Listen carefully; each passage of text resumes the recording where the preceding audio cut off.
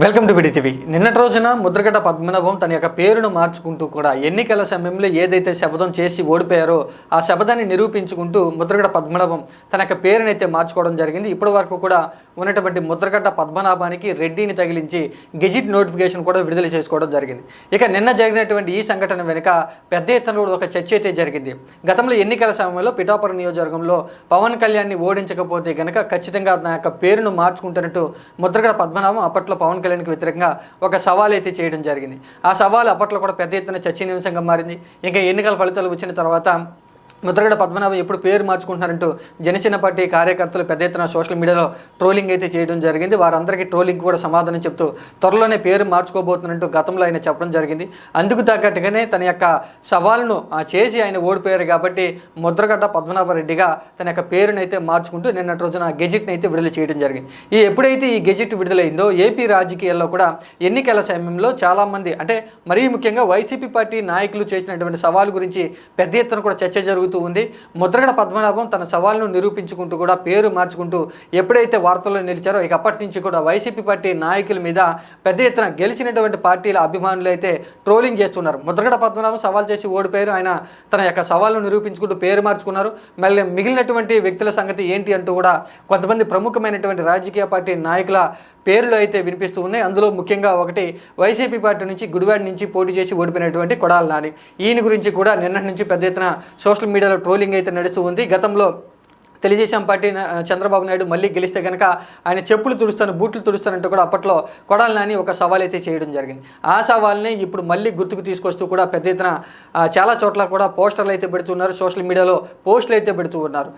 కొడాలి నాని వచ్చి ఆయన కూడా ఓడిపోయారు, ముఖ్యమంత్రి నారా చంద్రబాబు నాయుడు ప్రమాణ స్వీకారం చేశారు, తెలుగుదేశం పార్టీ గెలిచింది కాబట్టి వచ్చి చంద్రబాబు నాయుడు యొక్క బూట్లు తొడవాలంటూ పెద్ద ఎత్తున డిమాండ్ చేస్తూ ఉన్నారు. ఇక కొడాలి నాని ఎన్నికల ఫలితాలు వచ్చిన దగ్గర నుంచి ఎక్కడ కూడా కనిపించట్లేదు, ఆయన కూడా తన యొక్క సవాల్ గురించి మాట్లాడలేదు. ఇంకొక రాజకీయ పార్టీకి చెందినటువంటి వైసీపీ పార్టీ నాయకుడైనటువంటి నరసరావుపేట ఎంపీగా పోటీ చేసినటువంటి అనిల్ కుమార్ యాదవ్ కూడా ఎన్నికల ప్రచారంలో ఒక సవాల్ అయితే చేయడం జరిగింది. ఆయన నరసరావుపేటలో తెలుగుదేశం పార్టీ గెలిస్తే కనుక నేను రాజకీయ సన్యాసం తీసుకుంటానంటూ అప్పట్లో ఆయన ఒక సవాల్ అయితే చేయడం జరిగింది. ఎన్నికల ఫలితాలు వచ్చిన తర్వాత ఎక్కడ కూడా అనిల్ కుమార్ యాదవ్ సైలెంట్గా ఉండడంతో తన యొక్క సవాల్ గురించి మాట్లాడకపోవడంతో ఆయన గురించి కూడా నిన్నటి నుంచి పెద్ద ఎత్తున సోషల్ మీడియాలో ట్రోలింగ్ అయితే నడుస్తుంది. అనిల్ కుమార్ యాదవ్ కూడా బయటికి రావాలి, రాజకీయ సన్యాసం తీసుకోవాలంటూ పెద్ద ఎత్తున డిమాండ్ చేస్తున్నారు. మరొక వైసీపీ పార్టీ నాయకుడైనటువంటి గురజాల నియోజకవర్గ ఎమ్మెల్యేగా కాశీ మహేశ్వర్ రెడ్డి ఆయన పోటీ చేయడం జరిగింది. ఎర్రపతినేని శ్రీనివాసరావు ఆయన గెలిస్తే కనుక నేను రాజకీయ సన్యాసం తీసుకుంటానంటూ అప్పట్లో ఎన్నికల ప్రచారంలో కాశీ మహేశ్వర్ రెడ్డి ఒక సవాల్ అయితే చేయడం జరిగింది. కాశీ మహేశ్వర్ రెడ్డి కూడా యొక్క సవాలుకి సంబంధించి ఆయన ఓడిపోవడం జరిగింది. ఎర్రపతినేని శ్రీనివాసరావే అక్కడ గెలుపొందడం జరిగింది. ఈయన కూడా రాజకీయ సన్యాసం తీసుకుంటారని అప్పట్లో సవాల్ చేశారు కాబట్టి ఎర్రపతినేని శ్రీనివాసరావు మీద సవాల్ చేసినటువంటి కాశీ మహేశ్వర్ రెడ్డి ఇప్పుడు ముందుకు వచ్చి రాజకీయ సన్యాసం తీసుకోవాలంటూ పెద్ద ఎత్తున పల్నాడు జిల్లాలో తెలుగుదేశం పార్టీ జనసేన పార్టీ నాయకుల శ్రేణులు అయితే కార్యకర్తలు పెద్ద ఎత్తున ట్రోలింగ్ చేస్తున్నారు, డిమాండ్ చేస్తున్నారు. వీళ్ళంతా కూడా ఎన్నికల సమయంలో పెద్ద ఎత్తున సవాల్ చేశారు, తెలుగుదేశం పార్టీ గెలిస్తే రాజకీయ సన్యాసం తీసుకుంటామని ఇద్దరు చెప్తే ఒకరు చంద్రబాబు నాయుడు యొక్క బూట్లు తుడుస్తామంటూ సవాల్ చేశారు. కాబట్టి ముద్రగడ పద్మనాభం లాగా ఈ ముగ్గురు కూడా కొడాలి నాని, తర్వాత అనిల్ కుమార్ యాదవ్, కాశీ మహేశ్వర్ రెడ్డి ఈ ముగ్గురు కూడా బయటకు వచ్చి రాజకీయ సన్యాసం తీసుకోవటం లేదా చంద్రబాబు యొక్క బూట్లు తుడిచే విధంగా మాటను నిలుపుకోవాలంటూ తెలుగుదేశం పార్టీ నుంచి పెద్ద ఎత్తున ట్రోలింగ్ అయితే నడుస్తూ ఉంది. ఈ ముగ్గురికి సంబంధించి కూడా కొడాలి నాని ఎక్కడ కూడా మాట్లాడలేదు. తర్వాత కాశీ మహేశ్వర్ రెడ్డి కూడా ఎక్కడ కూడా మాట్లాడుకోకుండా కొంత సైలెంట్గా ఉంటే అనిల్ కుమార్ యాదవ్ ఒక మీడియా సందర్భంలో మాట్లాడుతూ ఎన్నికల ఫలితాలు వచ్చిన తర్వాత నా ప్రత్యర్థి తన యొక్క సవాల్ని తీసుకోలేదు కాబట్టి నేనేం చేయలేనంటూ కూడా అనిల్ కుమార్ యాదవ్ తన యొక్క సమాధానం అయితే చెప్పడం జరిగింది.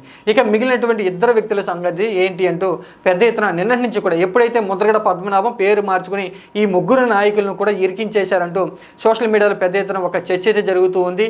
ఆయన పేరు మార్చుకుని వీరికి కొత్త తలనొప్పులు తీసుకొచ్చారంటూ అందరూ కూడా చర్చించుకున్న తరుణంలో వీళ్ళ ముగ్గురు గురించి నిన్నటి నుంచి కూడా తెలుగుదేశం జనసేన పార్టీ నాయకులు అయితే అందరూ కూడా పెద్ద ఎత్తున డిమాండ్ చేస్తున్నారు. వీరు ముగ్గురు వచ్చి ఓడిపోయారు కాబట్టి మాట నిలుపుకోవాలంటూ పెద్ద ఎత్తున డిమాండ్ చేస్తున్నారు.